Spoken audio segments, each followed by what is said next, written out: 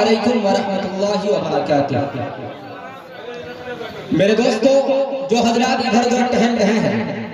اگر ان کے کانوں کے سماعتوں سے میری آواز ٹکرا رہی ہے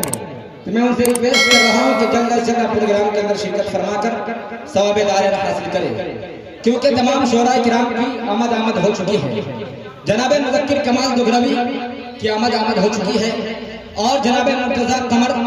اور جناب مزمل حیات دربھنگوی کی بھی آمد ہو چکی ہے، اور اسی کے ساتھ ساتھ جناب عبداللہ حماد شریف پوری کی بھی آمد ہو چکی ہے۔ اس لیے جو حضرات ادھر ادھر ٹہل رہے ہیں، اگر ان تک میری آواز پہنچ رہی ہو تو آواز پر لبیک کہتے ہوئے برائے کرم پنڈال کے اندر آنے کی کوشش کریں کہ خدا بندہ سے جیسے پیار ہے سب کو، سر محفل صدارت آپ کی تسلیم ہے سب کو۔ میرے دوستو، بہرار کی پربہار سرزمین کے اوپر کئی بار یہاں میری حاضری ہوئی ہے۔ میرے دوستو، یہاں آنے کے بعد میرا دل باغ نہیں بلکہ گارڈن ہو گیا، اور مذکر بھائی یہ شعر میرے دریچے سے نکل گیا کہ یہ پنڈال و مجمع مجھے بھا گیا ہے، کہ یہ پنڈال و مجمع مجھے بھا گیا ہے، ارے عقیدت کا دل پہ نشہ چھا گیا ہے، ارے محبت سے سب نے آواز دی تو عبداللہ حسان حاتم یہاں آ گیا ہے۔ میرے دوستو، یوں تو شب و روز جلسے اور جلوس ہوا کرتے ہیں، محفلیں اور مجلسیں سجا کرتی ہے،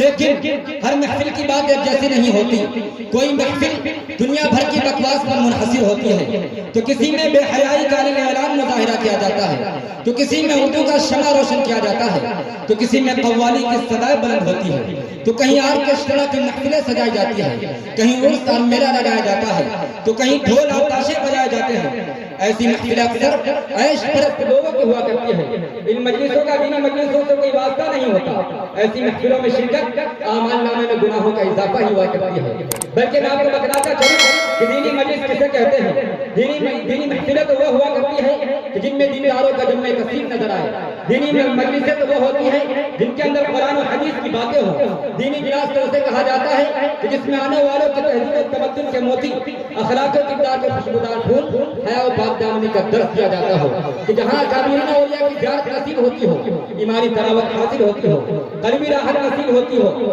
اور دماغی سکون ملتا ہو۔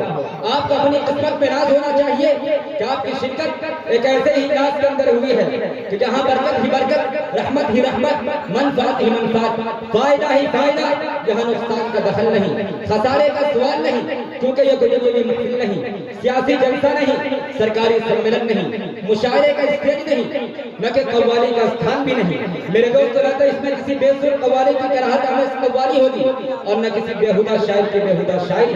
اور کیوں کر ہو، یہ محفل دینی محفل ہے، یہ مجلس رضا الہی کے لیے صحیح ہے، یہ اجلاس دین اسلام کی سرفرازی کے لیے منعقد ہوا ہے۔ میرے دوستو،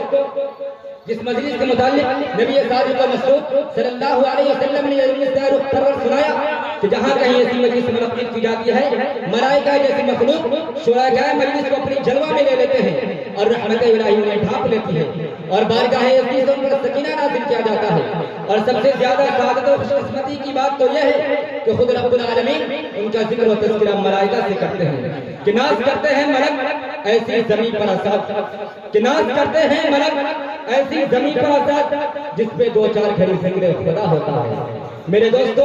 اب آئیے ہم اپنے محفل کا باضابطہ آغاز کرنے چل رہے ہیں۔ میں آپ کو بتا دوں کہ اس پروگرام کا آغاز رام رام سے نہیں ہوگا، اوم نمہ شوائے سے نہیں، لہجہ میں مٹھاس جو پری سریلی سحر انگیز اور بلند